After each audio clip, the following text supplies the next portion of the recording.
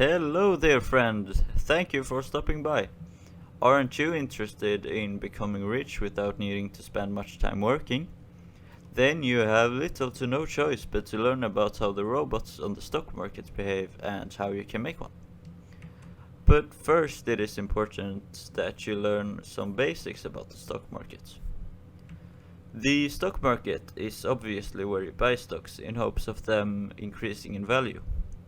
Here you can see previous price levels of the Swedish stock Volvo. And this is just a whole bunch of data. And you know that you can do a whole bunch of things with a whole bunch of data. Most importantly, you can analyze it, manipulate it, and find patterns in it. And this is exactly what the common indicators do.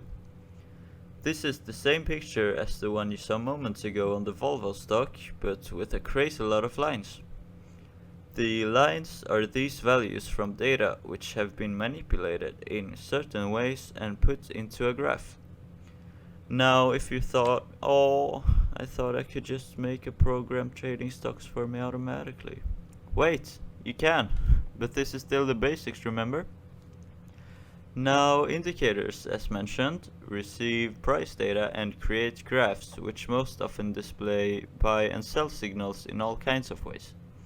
I like to call the indicators the first stage of robots because they are the most simple. They use data to indicate and predict stock prices.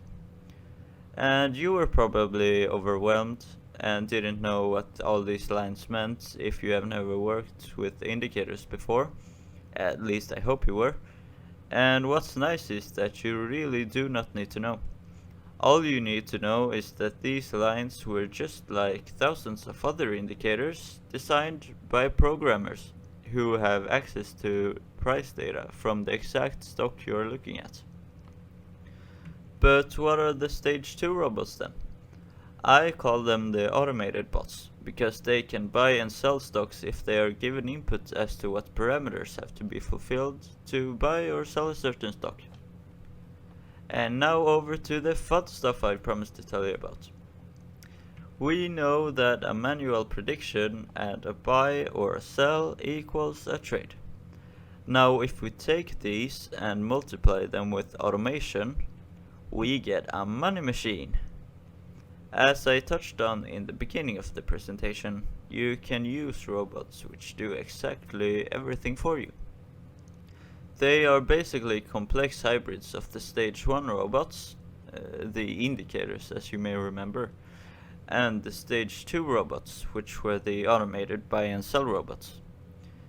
There are many programs which do this already, but the best one would probably be the one you design yourself, since strategies tend to worsen out over time. And now that you know that you can make a money machine, you can actually go ahead and begin programming one. You can start by looking up tutorials of the basics online and then further develop your strategy. Sure, it may be complex, but that isn't stopping you, is it? So to conclude today's presentation, we have briefly discovered the two main ways robots are used in the stock market, and that it is possible to combine these types of automatic data manipulators to trade stocks automatically. And if you want to use one which has already been made, or if you want to make one yourself, you can get a money machine either way. Thank you for listening.